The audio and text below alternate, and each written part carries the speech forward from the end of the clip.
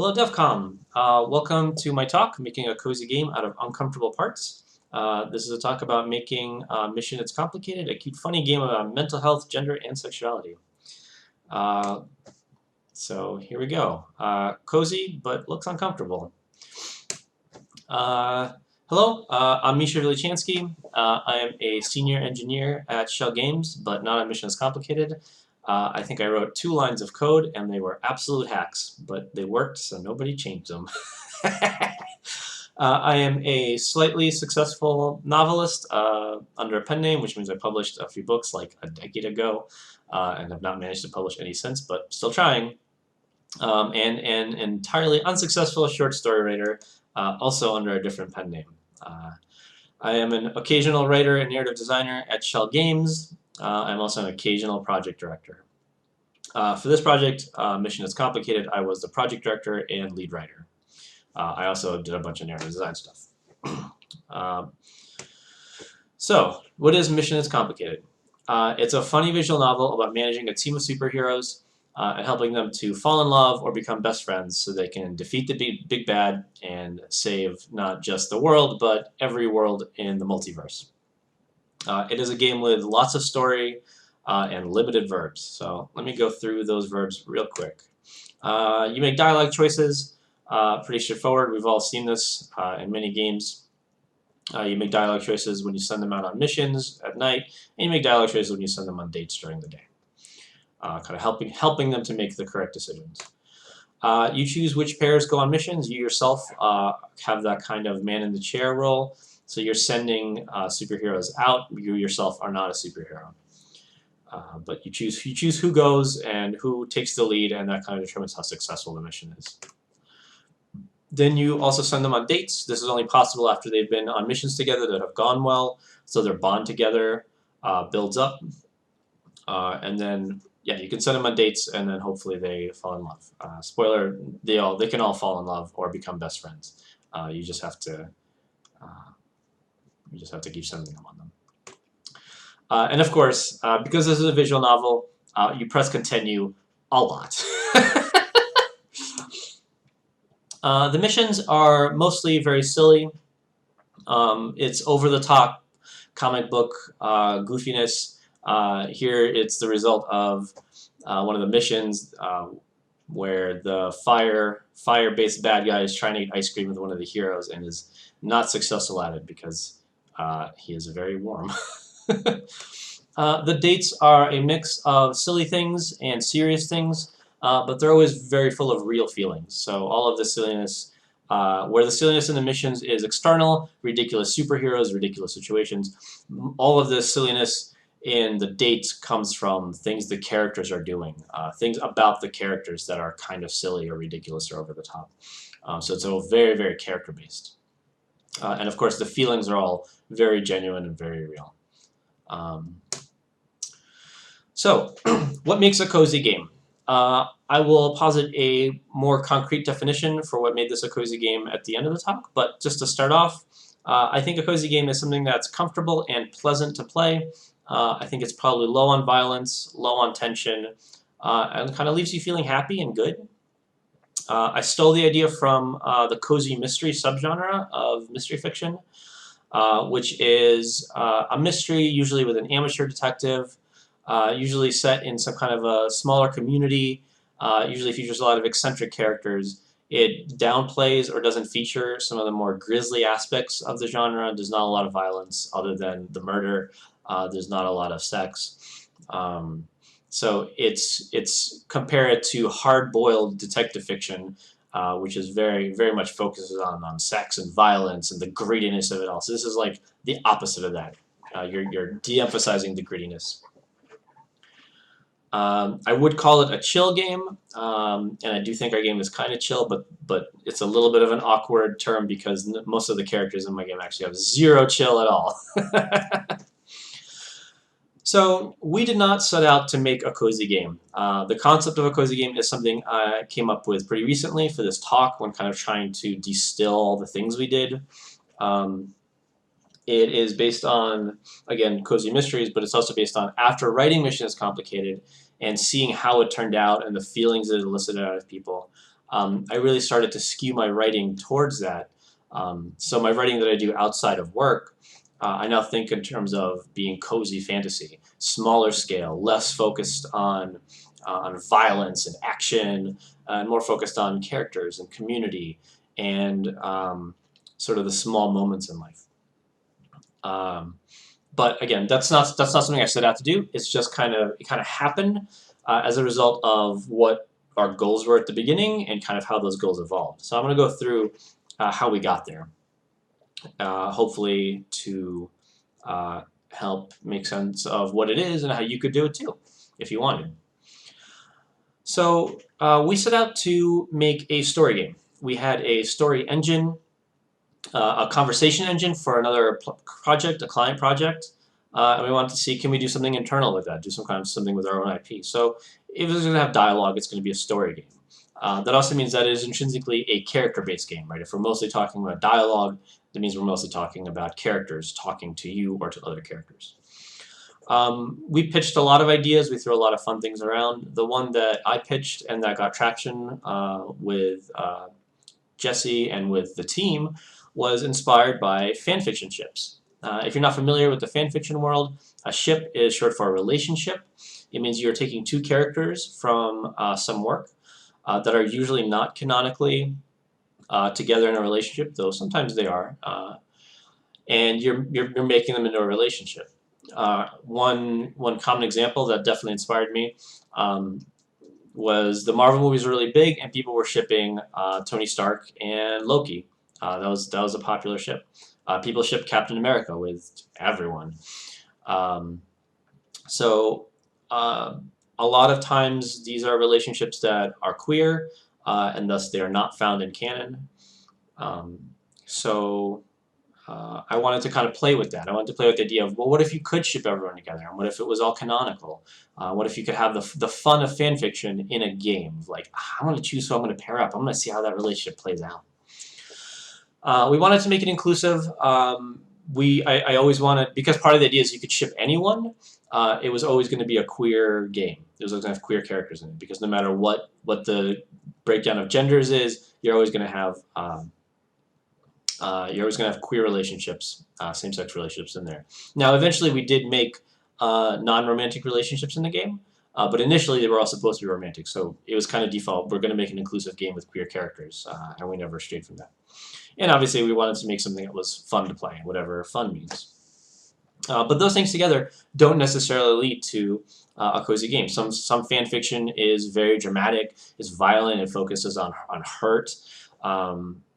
That's fine. It's something people enjoy, but that's not necessarily cozy. Obviously, not all fun games are cozy. A lot of fun games are the opposite of that. They're exciting, or they're tense, or they're stressful in kind of a fun way. And obviously, being inclusive doesn't make you cozy, right?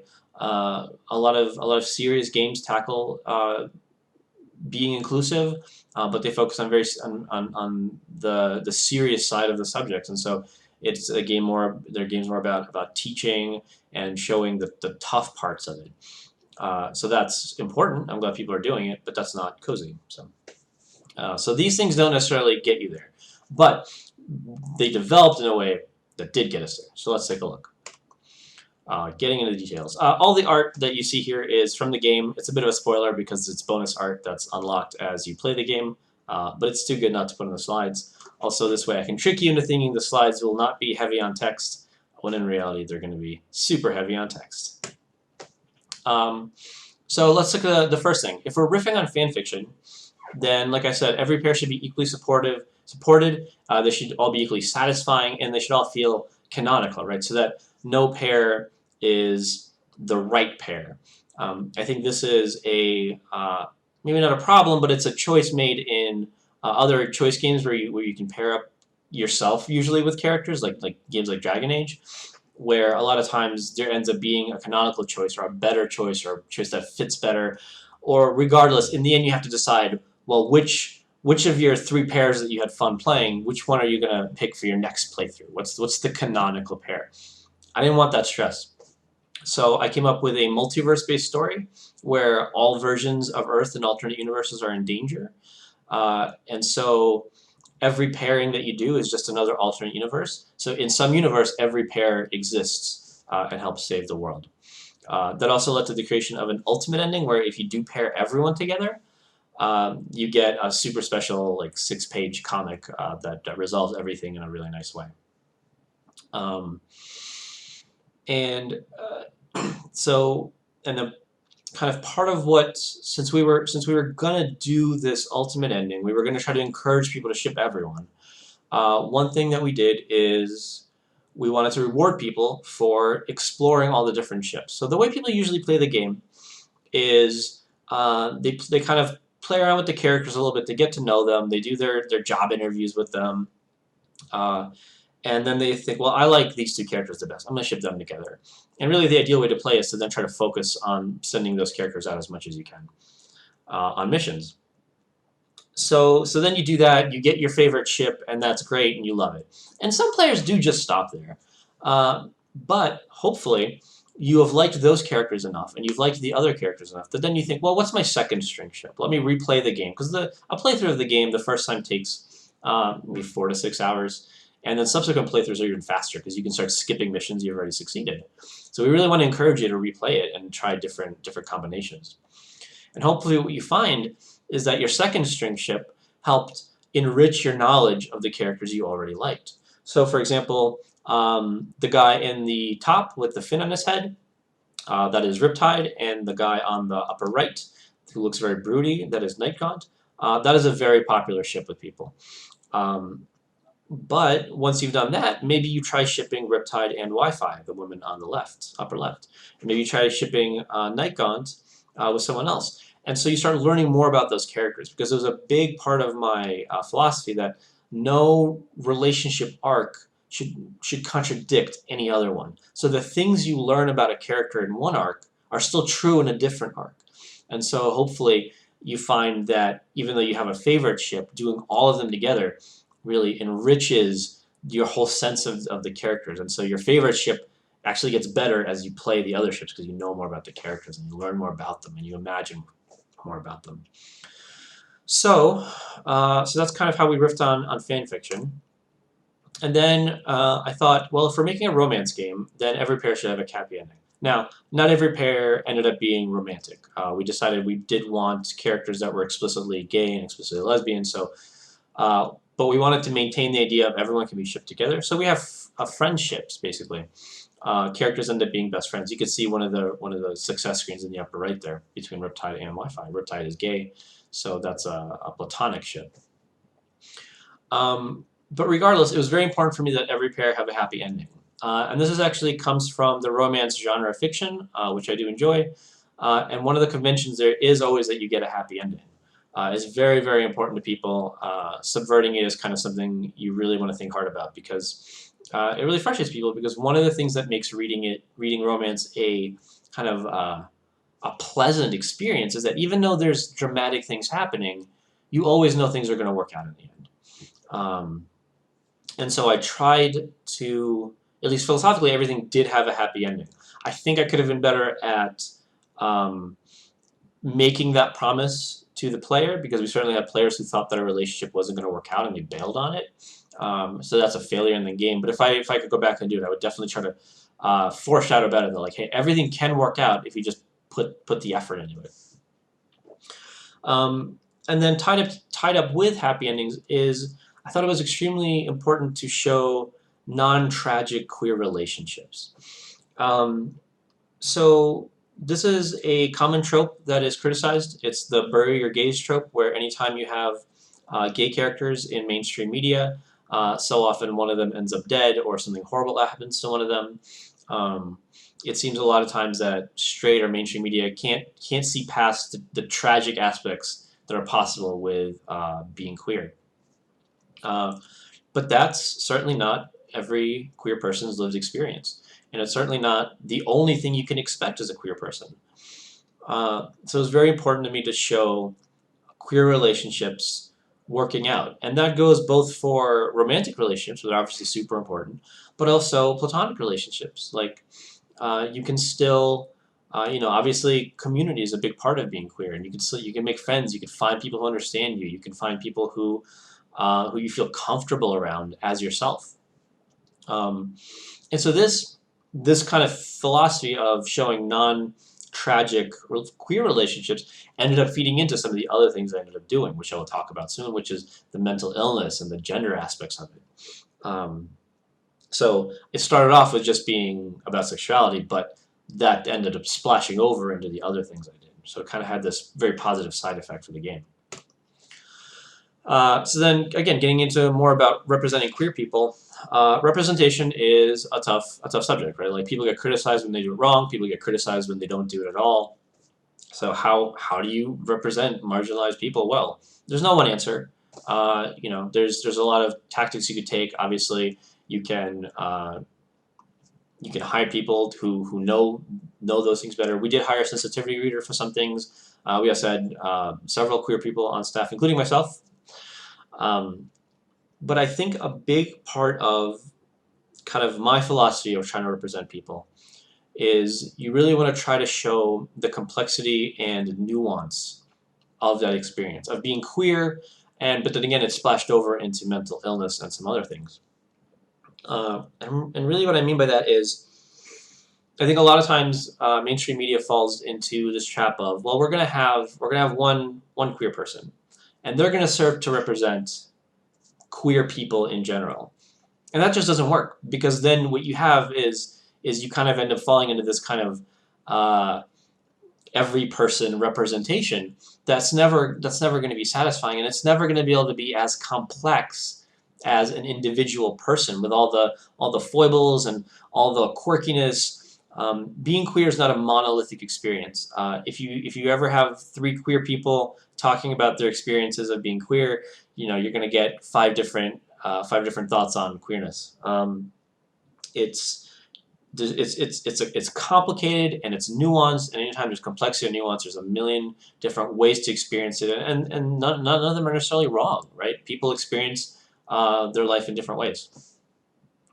So what I wanted to do was I wanted to show that. So showing different approaches to one's own queerness, how you relate to being queer changes person to person, and in the same person from different times in their life. I'm certainly queer in a different way today than I was even 2 years ago. I'm non-binary now. It took me 36 years to figure that out. I should say I identify as non-binary now, but it took me a long time to figure that out. And before that, I was bi or pansexual. I still am, but that has now been informed by, well, I'm actually also non-binary, and that changes the way I feel about all that. So showing that complexity towards your own queerness, I thought was important. I wanted to show navigating queerness and potential new relationships, and I wanted to show it in different ways, not just, oh no, are they gonna hate me because I'm queer? There's a lot of ways that being queer affects the relationships you're in, good, bad, mundane. I wanted to show the importance of community. I think you lose this when you only have one instance of representation, is that a lot of times people in marginalized communities are surrounded by other people in those marginalized communities, because that's where they feel comfortable, that's where they feel supported, that's where they feel happy. So I wanted to show that. I wanted to show not queer people relating to straight people, but queer people relating to other queer people, and I wanted to show how we do that. I wanted to focus on humor. This is important both when showing queer people, but also when showing marginalized communities in general. Again, I think you don't always get this if you are not in the community and you're talking to someone who is in the community. You're gonna get the talking points. You're gonna get the easily digestible explanations. You're gonna get some defensiveness, like, I need to talk to you in a way where you're not going to say that I don't exist, or that I'm terrible, or that you don't believe me. So like, I have to, like, I've already got the wall up. I'm giving you the easily digestible stuff. That's not how we talk to other people within the community, right? Within the community, it's like, oh, I'm queer like this. Oh, you're queer like that. Oh my gosh, I never thought of it that way. It's jokes. It's laughing at each other. It's laughing at yourself. That's such an important part of dealing with even the very negative aspects of being queer or being marginalized. Like, people joke about this stuff. I think that's common for a lot of people. It's certainly common with my circle of friends and with people you find online. So I wanted to show that. And finally, I wanted to depict a life that is informed by queerness, but not I say not constantly focused on it. Yeah, but not constantly focused on it. Like every second of my life isn't spent thinking about my gender identity or my sexuality. Most seconds of my life are not. It's always there. It's not like it disappears, and the things I do are informed by those realities. Uh, but I think a lot of times media focuses just on that. Just in those dramatic moments, that moments where it becomes like a big deal. It doesn't always show the moments where it's not a big deal, it's not gone, but I'm not actively thinking about it, or I'm not thinking about it in a very dramatic way. Um, and so because I wanted to do that with queerness, that again ended up spilling over into things like mental illness. The way I kind of summarize this is that I want to focus on the good, the bad, and the mundane, or the scary, the joyful, and the boring. And you have those three things, and what you choose what you want to focus on. So in my case, I did not want to focus on the scary and the bad. I didn't want to pretend like it's not there. That's bad representation. Of course it's there. But that doesn't mean it's always at the forefront of my mind. Finally, if we're going to make it fun, let's make it funny, right? If people are going to read a lot of text on the screen, it's better if it's funny. But at the same time, let's not make it too jokey. And I say that not because I don't love jokes. I love jokes, but I'm not a great joke writer. I'm not a stand-up comedian. I can't write a perfect joke that just stands on its own. So what I instead want to do is focus on creating humorous moments that have the shape of a joke, that have the shape of something funny, that make you smile, but they don't need to make you laugh out loud in order to be a success. And I do that in two different ways. So the juxtaposition of ridiculous comic book situations with real feeling. The ridiculous situations don't have to make you laugh to make you smile. They can just be kind of amusing. And maybe if that's all we had, that wouldn't be enough, right? Because it's not funny enough to carry the whole thing. But it doesn't have to carry the whole thing. What it's doing is it's creating a variable tone between that and the more serious feelings that you get. The ridiculousness of the comic sections gives you a break from the serious parts, and the mundane parts of the dates, where it's the first date is always a coffee date. It's very mundane. It's people joking about the quality of the coffee.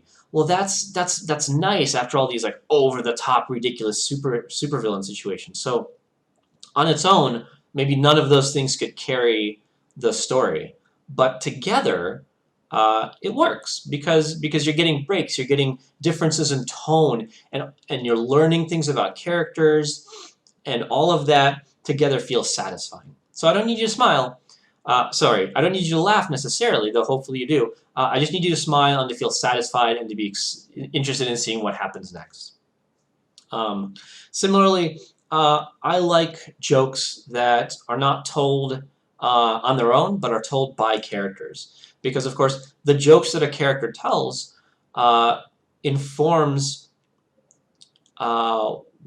it informs that character. It tells you a lot about the character. Do they make jokes at their own expense? Are their jokes really over the top? Do they love terrible puns? Are they joking, but their jokes are covering up actual insecurities that they have, or fears that they have?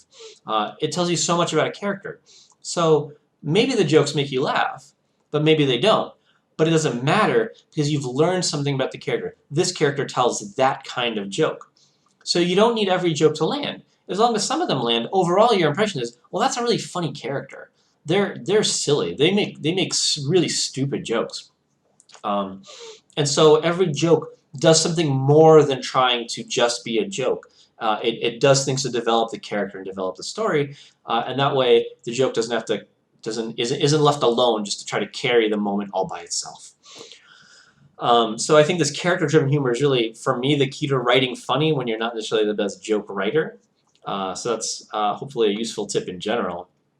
There are some straight-up jokes in this, but again, because it's not all I do, you don't get exhausted with it, and you don't get really disappointed when they don't land, because it's only an occasional thing.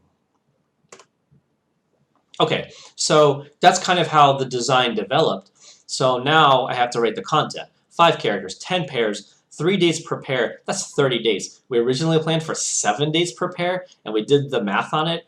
It was ridiculous. We cut that down so fast. But still, 30 dates plus all the missions, that's a lot of content. What are they going to talk about?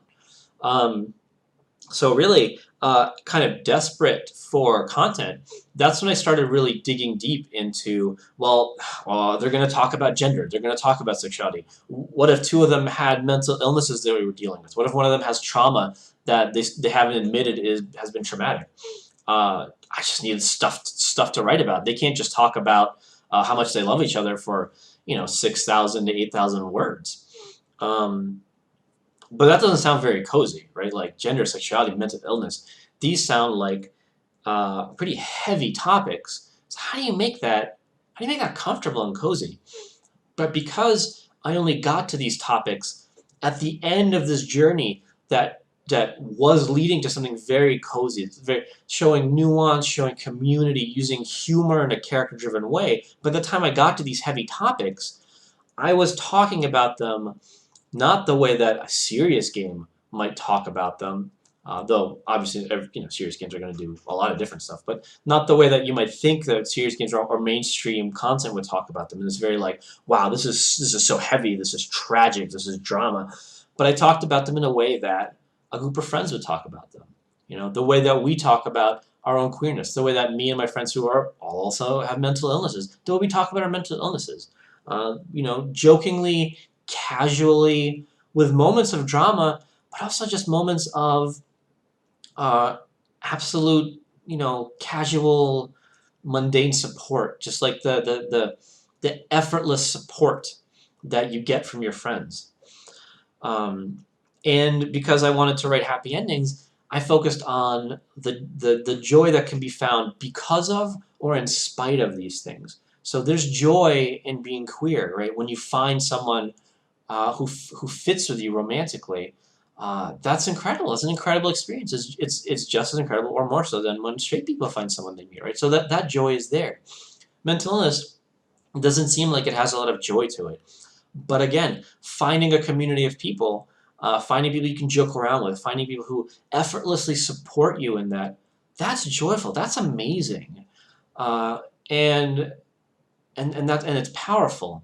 And then there is joy in finding that you can maybe not beat your mental illness. I'm bipolar. That's never going to go away, even with medication. I take a lot of medication. It doesn't go away. It's still there all the time.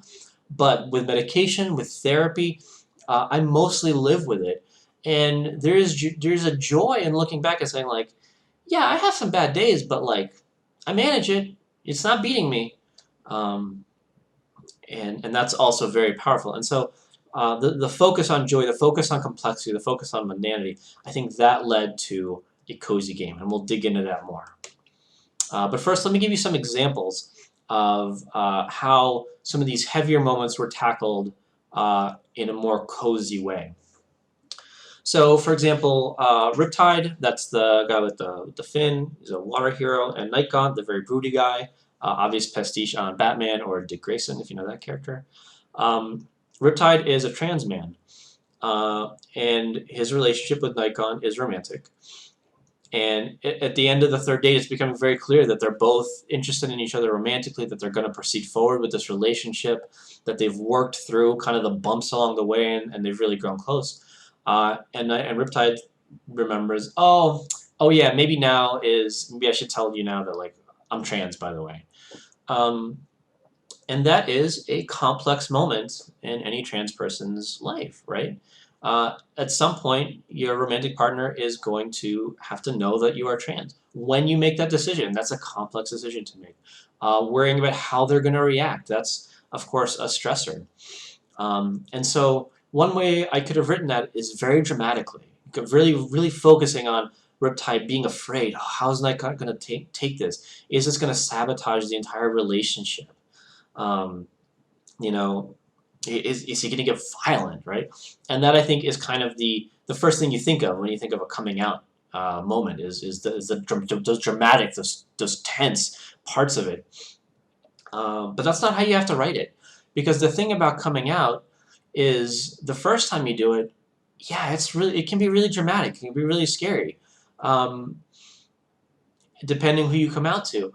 But at the same time, but then the 100th time you do it, maybe not so much. Because the thing is, we're coming out all the time, every day. Every time you meet a new person, at some point you're going to come out to them, either explicitly by saying, hey, just so you know, I'm non-binary, could you please use they, them pronouns? Um, or you're going to come out kind of secondhand, just by having they, them pronouns used around the person. Or, talking about someone you think is attractive, who happens to be of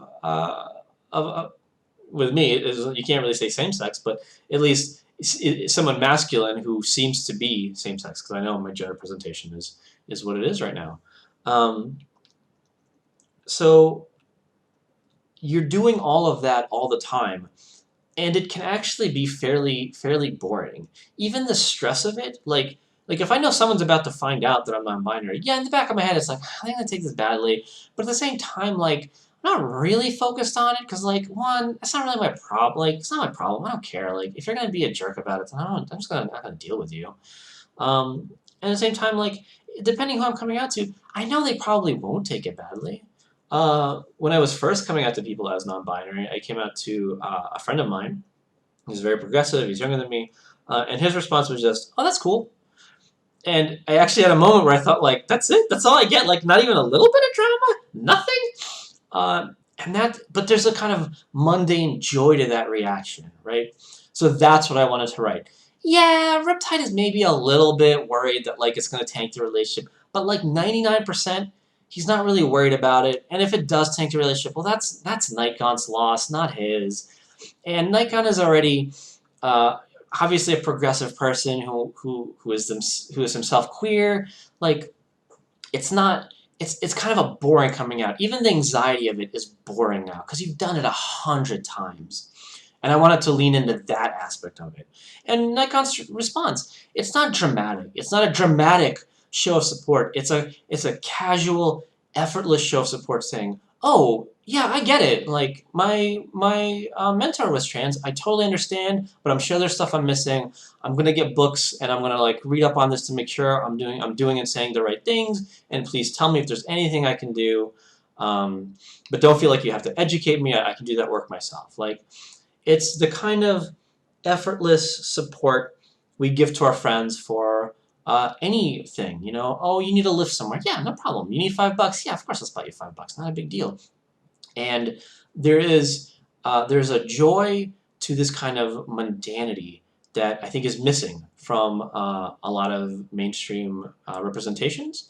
And I think that it's very cozy. It's cozy in a way that hanging out with your friends is. Hanging out with the people that you know have your back and understand you and aren't going to question what you tell them.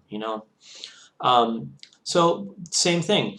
Riptide and Wi-Fi. Wi-Fi is this woman in the upper right. Riptide is bipolar. Wi-Fi has anxiety, both things that I deal with, so I wrote them. I could have leaned into how difficult that can make their lives. But instead, what I chose to focus on is how both of them having mental illnesses allow them to bond as friends. They call themselves the bad brain buddies. They make fun of each other and themselves, and they know that when they're talking about their mental illness, they don't have to do that level 1 tutorial level explanation of what does it mean to be bipolar and to struggle with that every day. They don't have to do any of that because the other person gets it. And so that is, again, just kind of the casualness of it and the joy of it. Finding someone who gets you, who you don't have to explain it to. It's that friend where when you say, "I'm having like a really bad brain day today. I'm sorry, I know we were going to hang out, but like I'm really struggling." And they say, "No big deal. Reschedule, not a problem. Get out of Hangout, free card." Or if you're hanging out, they say, "What do you need? You need me to turn the lights down because you have light sensitivity today? Do you need to watch something quieter? Do you want to just sit and talk instead of watching a show because that's too much stimulation right now? Or do you need to do something more because you're feeling depressed and you want to walk outside today?" Um, moving on, like Nightgaunt working through his trauma.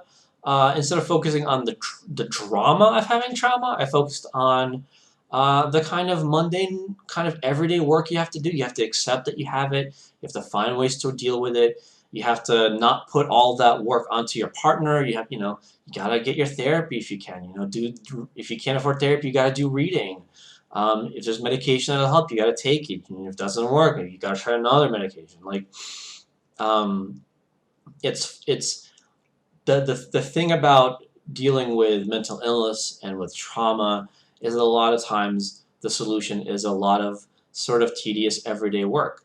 We don't have to write it so that the reading about it is tedious, but acknowledging that that's the work is cozy. It is understanding and empathic, and it's saying like, I get it. We have to do this work every day. And it's not necessarily dramatic, though it has moments.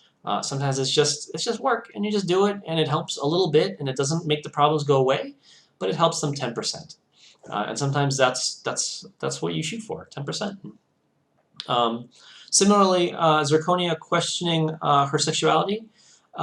She identifies as a lesbian, but if you ship her with Nightcon, she develops very intense feelings for him, and it makes her confused.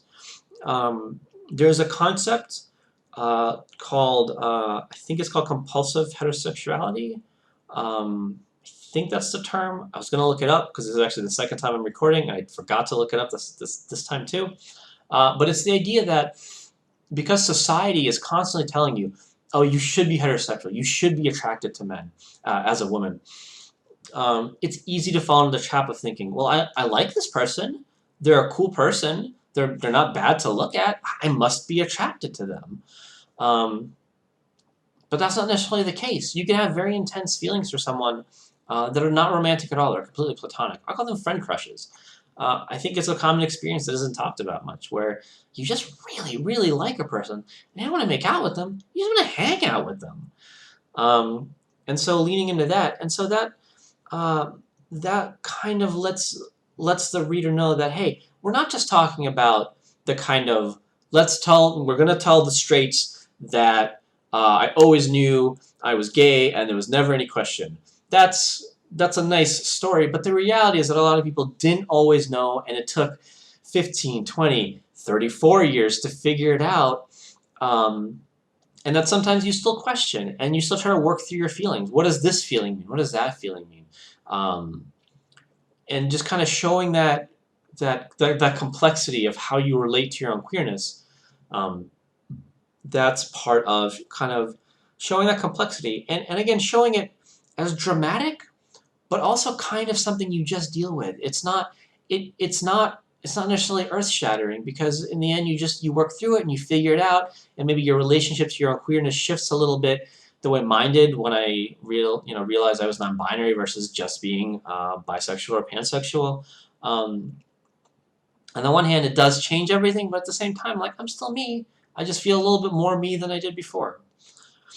So those are just some examples of how some of these heavier topics were dealt with in a more comfortable, more cozy way, instead of just focusing on the dramatic aspects of them. So with that, we can get to what I think is a recipe for coziness, not the only recipe, but one of them. Treating your characters with empathy. Not just, I understand why this character does something, but really digging into their inner lives, or really understanding, what does it mean for this character to be queer, or for this character to have a mental illness. So instead of saying, this is what having a mental illness is like, which is never going to be completely right, you're going to say, this is what having a mental illness to this one person is like. This is what being non-binary for this one person is like. This is what being gay or lesbian for this one person is like. This is how they relate to their mental illness, their gender, their sexuality.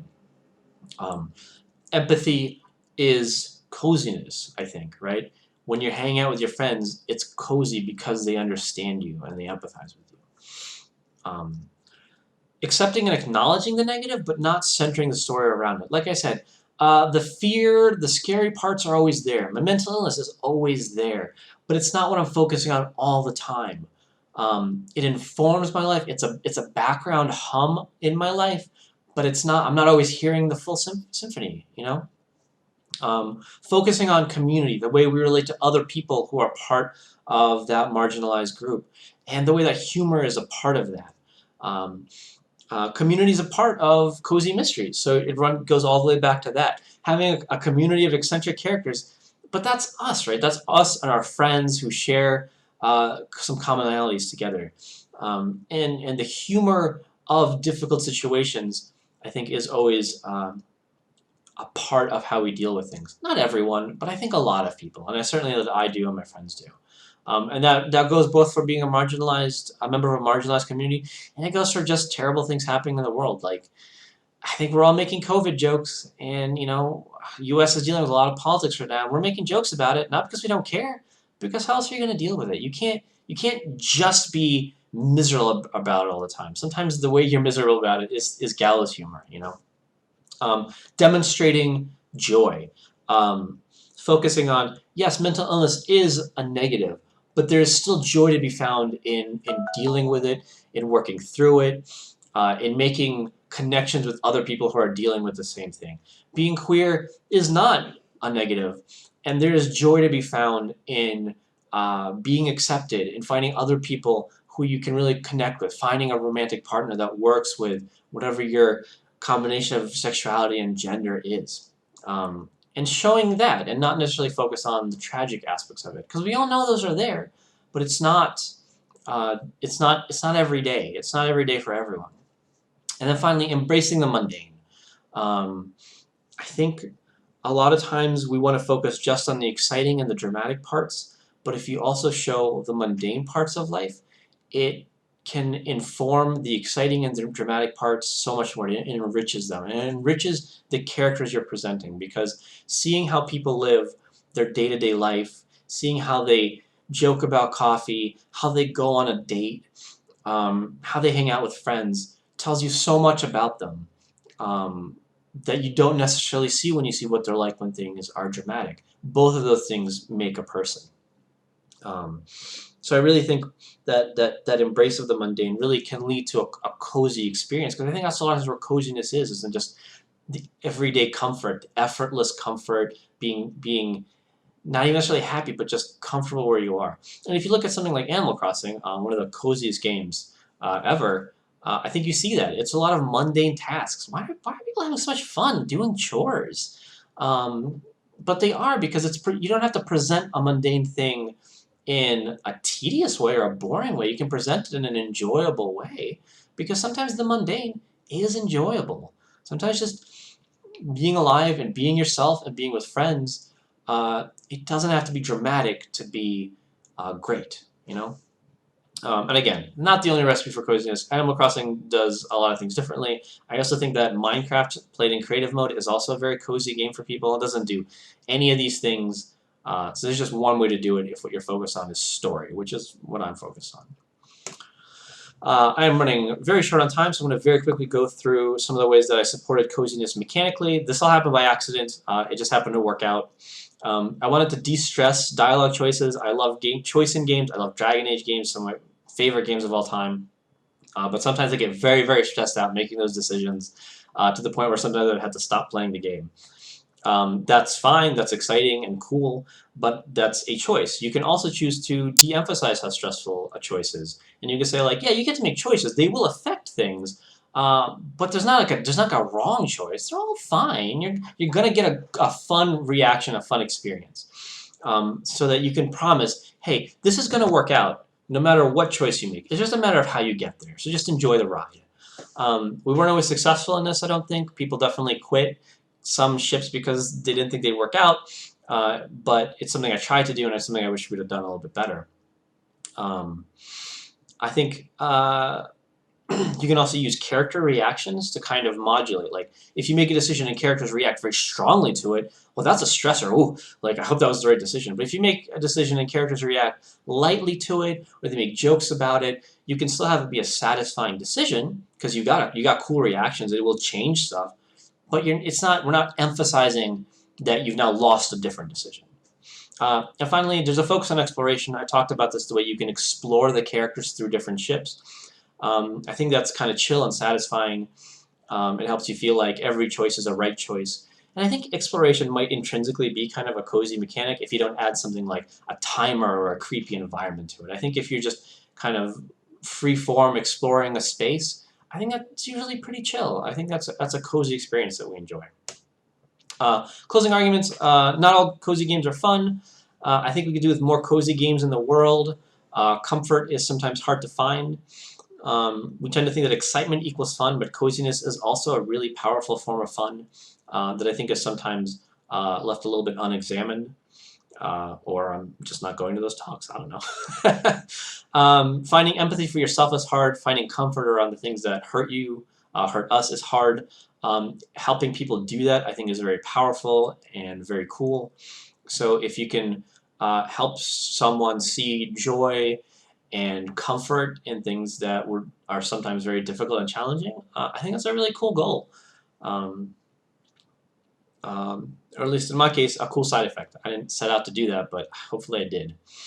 And I think a lot of games could use moments of coziness and mundanity, even when they're otherwise dramatic and exciting experiences. It's a powerful tool in our tone toolbox.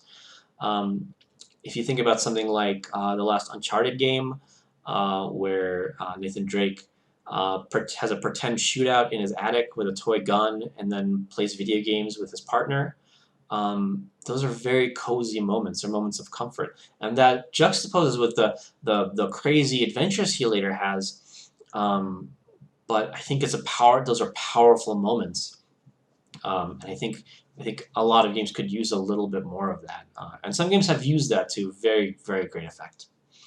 Finally, I think there is probably a whole talk or more that can be done about how you can fall into a trap of supporting the status quo, helping people feel comfortable with things that are actually really bad and they shouldn't feel comfortable with. I don't have time for that talk, so let's just agree not to do that and move on.